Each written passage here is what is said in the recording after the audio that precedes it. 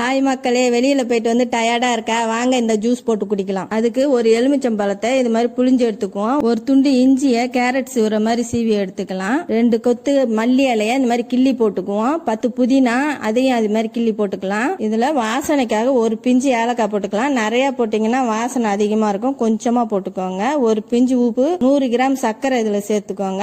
இது எல்லாத்தையும் நல்லா கலந்துக்கலாம். இப்ப இந்த புளிஞ்சு வச்சிருக்கிற எலுமிச்சம்பழம் தோலை வந்து கீழே போட்டுறாதீங்க. இந்த ஜூஸோடய போட்டு நல்லா கலந்து வச்சிடலாம். இதுல உப்பு எதுக்கு சேர்க்கறோம்னா, ஜூஸ் எப்ப செஞ்சாலும் கொஞ்சம் உப்பு சேர்த்தாதான் இந்த இனிப்பு டேஸ்ட் நல்லா இருக்கும். நான் எங்களுக்கு ஐஸ் தண்ணி சேர்த்திருக்கேன், உங்களுக்கு வேணாம்னா விட்டலாம். இது அப்படியே குடிச்சோம்னா நல்லா டேஸ்டா இருக்கும். நீங்க எப்ப வெளியில போனாலும் இது மாதிரி செஞ்சு வச்சுட்டு போனீங்கன்னா வந்து குடிச்சிங்கன்னா போயிட்டு வந்த டயர்டே தெரியாது. வீட்டுல நீங்களும் ட்ரை பண்ணி பாருங்க, எப்படி இருந்ததுன்னு கமெண்ட் பண்ணுங்க. இந்த வீடியோ பிடிச்சிருந்ததுன்னா லைக் பண்ணுங்க, ஷேர் பண்ணுங்க, மறக்காம சேனலை சப்ஸ்கிரைப் பண்ணிடுங்க. அடுத்த வீடியோல பார்க்கலாம். பாய்.